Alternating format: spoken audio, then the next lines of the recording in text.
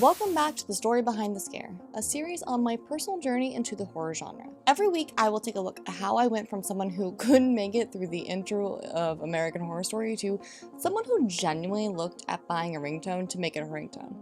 I mean, does anyone actually still do that? Like, I never take my phone off silent, but like, I totally wanted to do it, and I totally did. Anyways, as a reminder, I have only been watching horror for about a year, and I know I have a great deal to learn, but what I lack in experience, I think I make up in passion. This episode continues to examine my patron saint, Mike Flanagan's resume with two films that star some ladies from Haunting of Hill House: Luigi, Origin of Evil, and Hush. Now, I heavily debated putting the 2016 film Hush into the series. Technically, I would classify this as more of a thriller than a horror.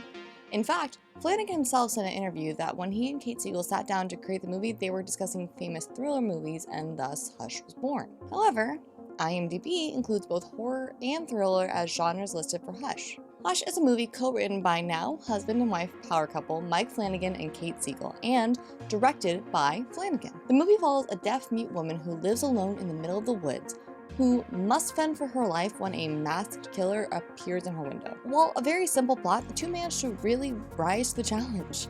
This easily could have felt like any other home invasion movie, but there was escalated to another level.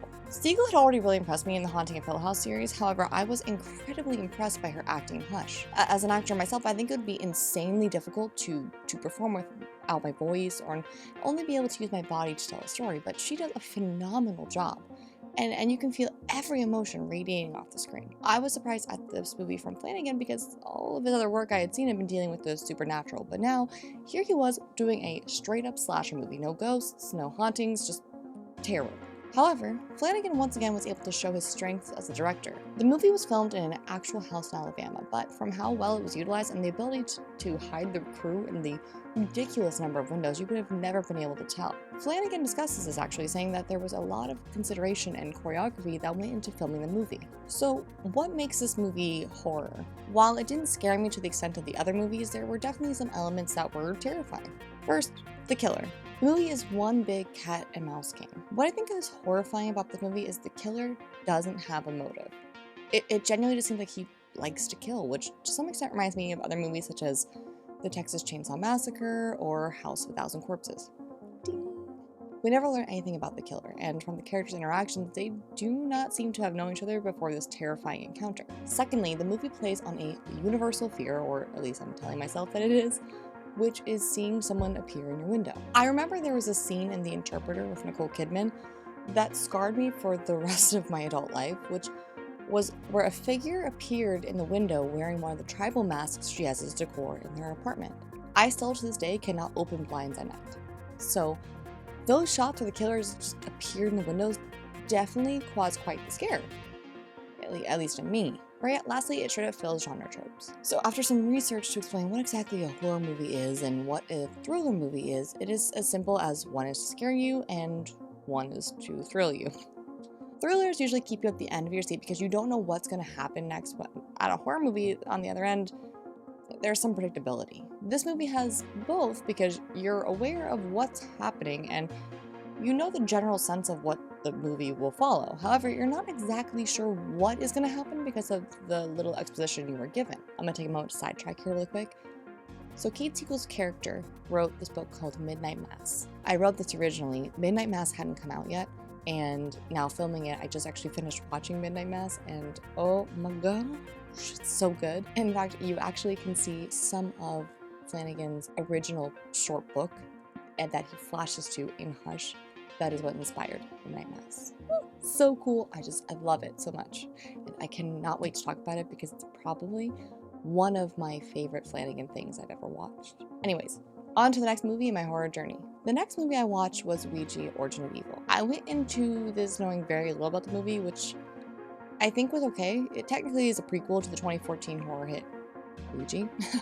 It's one of those sequels which are prequels, which I always sort of love because it always follows a new story rather than following the same family or characters. However, I guess the 2014 film, while a financial hit, was not exactly what the producers wanted it to be.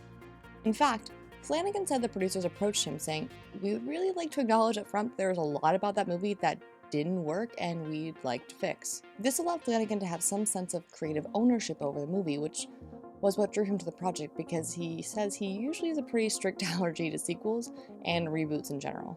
But let's get to talking about this movie. Released in 2016, Ouija Origin of Evil follows a widowed housewife and her daughters in 1967's Los Angeles, who have been scamming people with fake seances until they decide to add a Ouija board into their scams and accidentally end up inviting an evil spirit into their home. What was great about this movie was not only the story, but how it felt like an updated, dated movie. Flanagan even said he wanted to make this movie feel like it was filmed back then, using older lenses, camera zooms, and fades between shots similar to movies from that time. There were even these little projector burns every 20 minutes, which would have been when they would have had to change the projector if this was being watched on film. Again, it stars another familiar face, being the widowed housewife, played by Elizabeth Reeser. There are a few other faces throughout the film, such as Kate Siegel and Henry Thomas, which I sort of love when you just get this sense of community between creatives, which Flanagan, to me, does so well. While all of Flanagan films are definitely high up on my list of favorites, this one ranks a little lower on my list of Flanagan films. While I was drawn to the characters and his iconic use of tension rather than jump scares to keep me on the edge of my seat, I found that the pacing of this movie felt a little slow. The reveal of the spirit and the ultimate fight felt like it went by so quickly that I felt like there wasn't much of a payoff as I had felt in previous films. However, the film once again tackles larger imagery that really grabbed at me. For example, when the older sister Lena is sewing her young sister Doris's mouth shut, you can feel both of their pain. In one of the articles in my research mentioned how this was symbolic of others trying to silence one's grief. Doris invited the spirit into her life because she missed her father, while Lena was trying to ignore her pain and just simply move past it, and unfortunately, not very well. Which is shown when the spirit then possesses Lena. She couldn't outrun her grief, and eventually it consumed her as well. I'm guilty of it. When things get hard, it's easy to just push it away and say, I'll deal with it later, only to just never deal with it again. Eventually, it gets to a point where you can only push things down so far before it overflows. The way Flanagan is able to turn our fears into visual images that haunt you is just so impressive.